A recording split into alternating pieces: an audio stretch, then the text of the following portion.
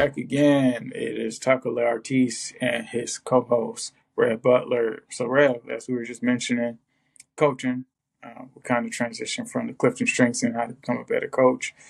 Again, I mentioned Pop stepping down as the head coach. I'm hearing that Giannis might be teaming up with Wemby and Spurs land in San Antonio. But where does that leave your guy Doc Rivers? Doc, see, I'm not a Doc Rivers defender. You don't have to defend a man with the credit that his resume that he has. It speaks for itself. It does. One championship. How many NBA coaches don't have any championships?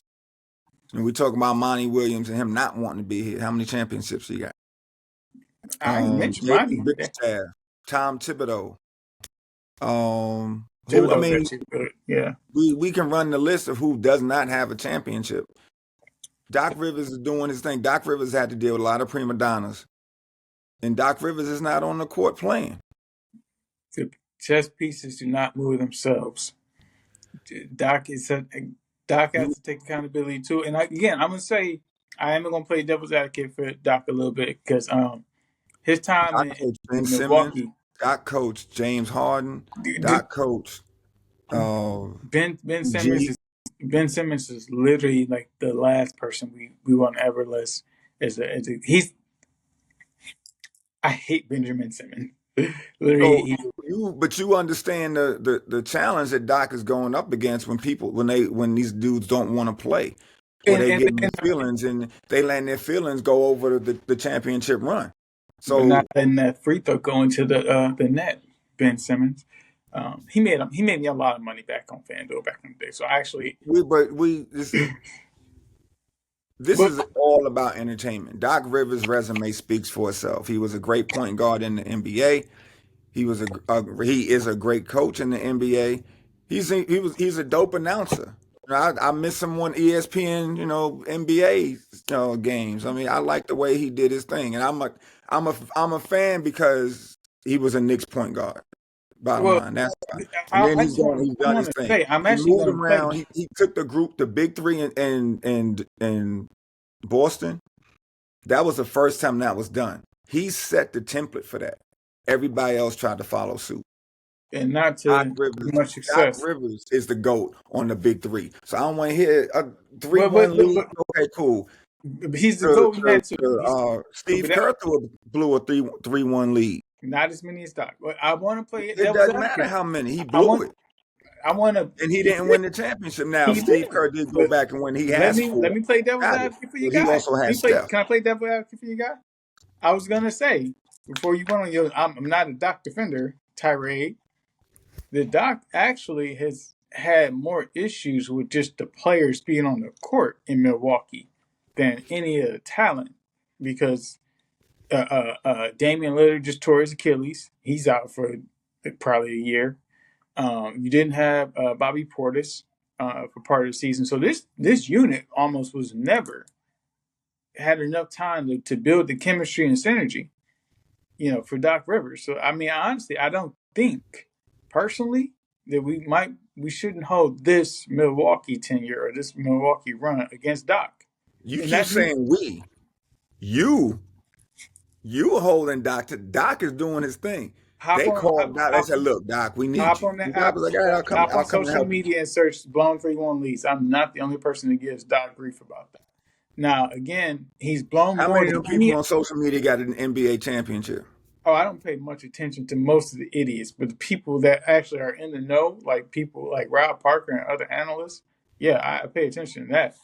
Now, again, Doc Rivers is great across the board. Mark Jackson is the guy that got blackballed after 1 or 2 seasons with the team he built, and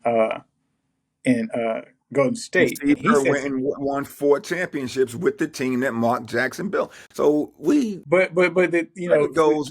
Steve Kerr, yeah, he actually did blow a 3-1 lead, but he has 3 more championships than Doc as a coach.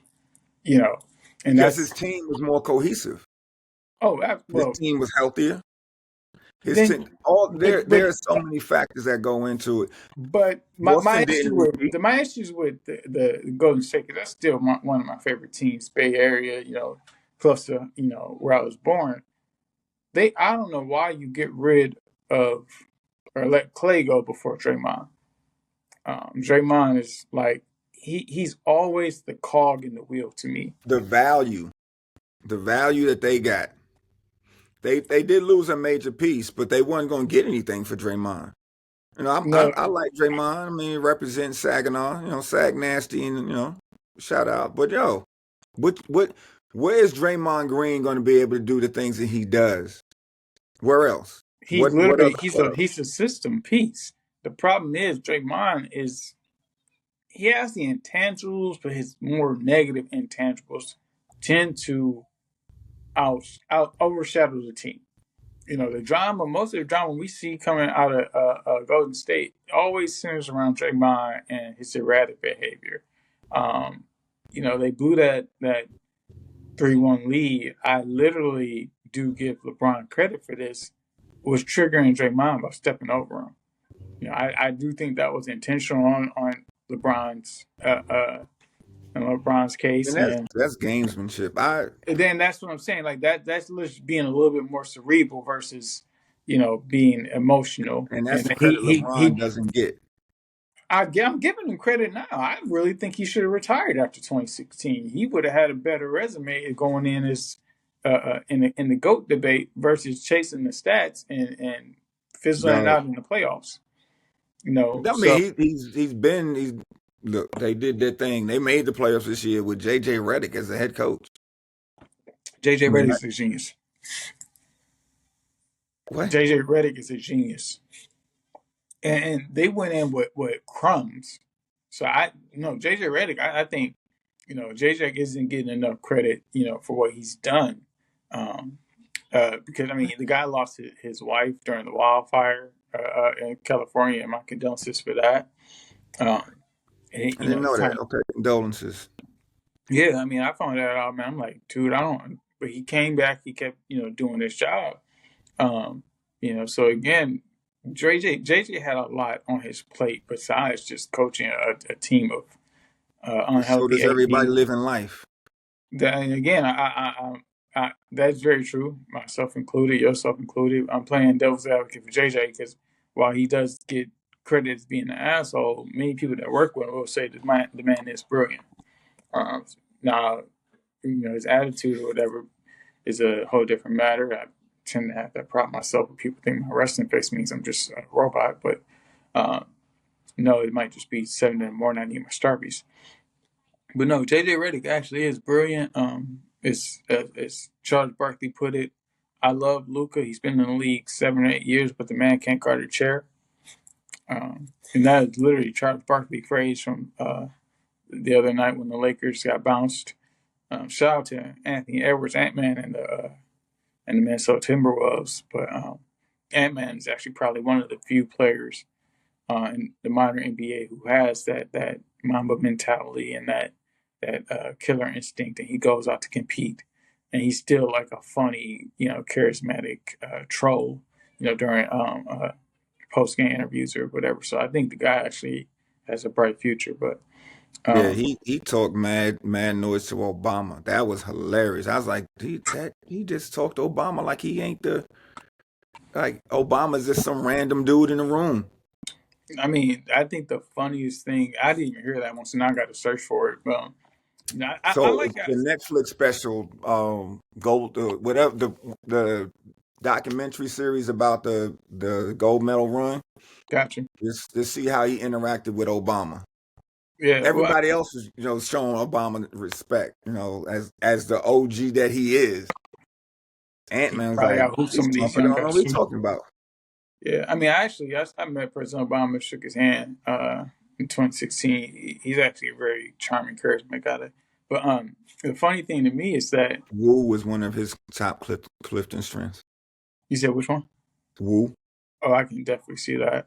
The funny thing to me about President Obama, though, is that, or not President Obama, Anthony Edwards, is that the dude has a personality too.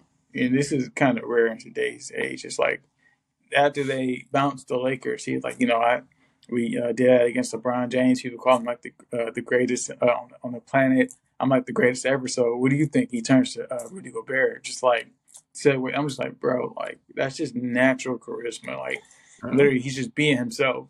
I love to see that. So I do gotta check out that Netflix special. But yeah, again, shout out to the Minnesota Timberwolves. I know we kind of touched on a bit with I the think they're Lakers. gonna go back to the Western Finals.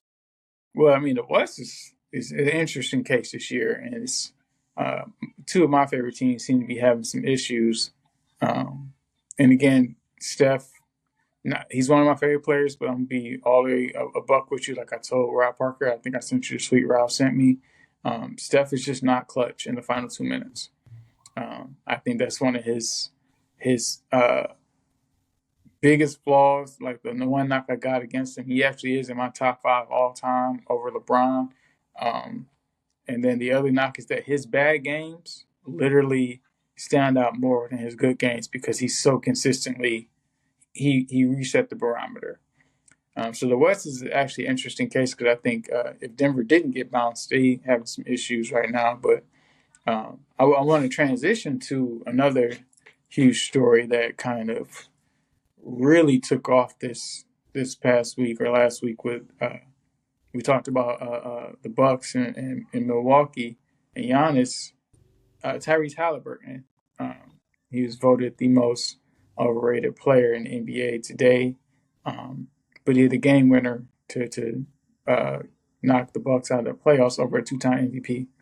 So I want to transition to that and the controversy around his dad. But let's take a quick 5 minute break here and be right back. You all good with that, Major?